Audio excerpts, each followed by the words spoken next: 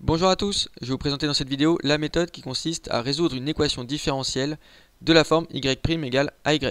Alors ce qu'il faut savoir, c'est qu'une équation différentielle, c'est une équation qui a pour solution une fonction. Et donc une équation différentielle, elle va être écrite à l'aide d'une fonction et de sa ou ses dérivées successives. Alors pour résoudre une équation différentielle de la forme y' égale ay, il faut déjà que y' soit isolé. Donc si ce n'est pas le cas, si c'est par exemple de la forme ay' plus by égale 0, il faut passer de l'autre côté tout ce qui n'est pas y' et donc isoler y'. Et donc la valeur de a va apparaître. Et les solutions de mon équation différentielle, elles vont être de la forme f de x égale k fois e de ax. Et donc la valeur de a ici, qui apparaissait au départ dans mon équation différentielle, elle va être utilisée et apparaître dans la forme globale de mes solutions de mon équation différentielle. En sachant que k c'est un nombre réel, c'est une constante, qu'on va pouvoir déterminer si dans l'énoncé on nous donne une condition, par exemple l'image d'un nombre par la fonction qui correspond à la solution de mon équation différentielle. Exemple, on va considérer l'équation différentielle que j'ai notée E, 3y' moins 2y égale 0. On va résoudre dans un premier temps cette équation différentielle. Alors 3y' moins 2y égale 0, on a dit première étape, il faut isoler le y'. Donc tout ce qui n'est pas y', on va le passer de l'autre côté du égal, on va le passer dans le second membre. 3y' il va être égal à 2y, le moins 2y il passe en 2y, donc 0 plus 2y ça fait bien 2y. Et le 3 qui est multiplié ici va passer en divisé, donc y' va être égal à 2 tiers de y. Et donc on a bien une équation différentielle qui est de la forme y' égale a fois y, avec la valeur de a qui est ici, qui est devant le y, qui est ici 2 tiers. Donc les solutions de mon équation différentielle sont toutes les fonctions de la forme f de x égale k fois e de ax, autre formule qu'il faut savoir, avec la valeur de a ici, qui est tout simplement la valeur de a qu'on avait trouvé ici, c'est-à-dire le nombre qui est devant le y. Donc ça me donne f de x égale k fois exponentielle de 2 tiers de x, avec k qui est ma constante réelle, qu'on peut potentiellement trouver si on donne une condition plus tard dans l'énoncé, afin d'obtenir une solution particulière parmi toutes ces solutions possibles. A l'aide de la calculatrice ou d'un logiciel, représenter l'allure des courbes représentatives des solutions. Donc on va utiliser évidemment un graphique. On va représenter plusieurs courbes qui peuvent correspondre aux solutions de mon équation. Alors j'ai décidé de représenter toutes les fonctions qui sont solutions de mon équation, qui ont une constante k qui va être comprise entre moins 3 et 3 en prenant que les valeurs entières. Donc si je prends k égale moins 3, k égale moins 2, etc. jusqu'à k égale 3, on a toutes ces fonctions qui sont représentées de cette forme-là. Donc si je prends k égale moins 3 par exemple, k égale moins 3 c'est f de x égale moins 3 exponentielle de 2 tiers de x, qui correspond à ma courbe qui est en rose.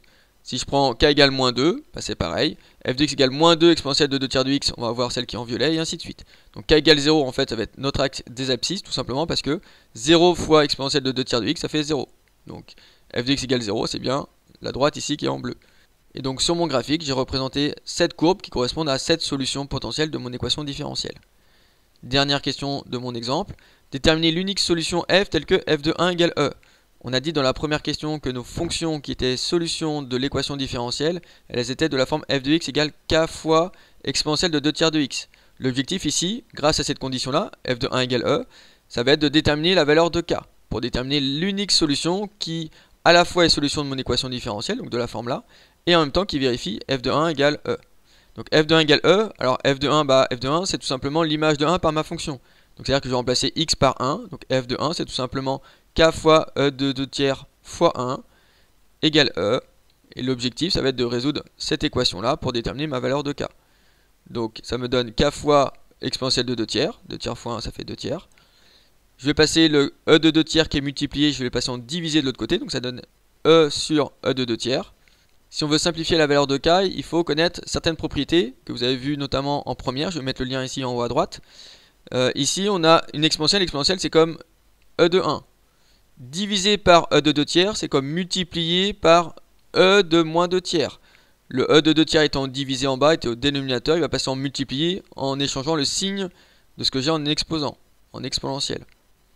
Ici, j'ai une multiplication entre mes deux exponentielles, donc je peux les rassembler en une seule exponentielle en faisant une addition. Donc ça donne 1 plus mon deuxième exposant qui est moins 2 tiers. Donc ça donne exponentielle de 1 plus moins 2 tiers. Ça donne 3 tiers moins 2 tiers, c'est-à-dire 1 tiers. Donc ma valeur de k c'est e de 1 tiers. Donc l'unique solution f telle que f de 1 est égal à e, c'est la fonction f qui est de la forme k fois e de 2 tiers de x avec la valeur de k ici, qui va être la valeur que j'ai trouvée ici, donc e de 1 tiers. Si je veux simplifier une fois de plus mon expression, j'ai une multiplication entre deux exponentielles, je peux les rassembler en une seule, en additionnant le 1 tiers avec le 2 tiers de x. Donc ça me donne 2 tiers de x parce que je l'ai mis juste avant, plus 1 tiers, ou 1 tiers plus 2 tiers de x. Et si je veux aller un tout petit peu plus loin, je peux mettre un tiers en facteur commun. Ça me donne exponentielle de 1 tiers, le tout facteur de 2x plus 1. Donc ma fonction là, elle vérifie à la fois mon équation de départ, c'est-à-dire 3 fois sa dérivée moins 2 fois la fonction f, ça va être égal normalement à 0. Ce qu'elle a en plus de particulier, c'est que en plus, l'image de 1, c'est égal à e. Graphiquement, qu'est-ce que ça donne? Bah tout simplement, si f de 1 est égal à e, l'image de 1 est égale à e. Donc si je prends 1 sur l'axe des abscisses, je prends e sur l'axe des ordonnées. E, je rappelle que c'est e de 1 qui est égal à peu près à 2,72. Donc ça passe par le point là. Donc c'est une courbe qui va passer par ce point là et qui va ressembler un petit peu à toutes mes courbes précédentes. Donc ici, ça me donne cette fonction là. Donc la courbe qui est en grise ici, c'est la courbe qui correspond à ma fonction f, qui est définie par f de x égale exponentielle de 1 tiers de 2x plus 1. J'espère que vous avez compris comment résoudre une équation différentielle de la forme y' égale ay. Merci de m'avoir écouté, à bientôt.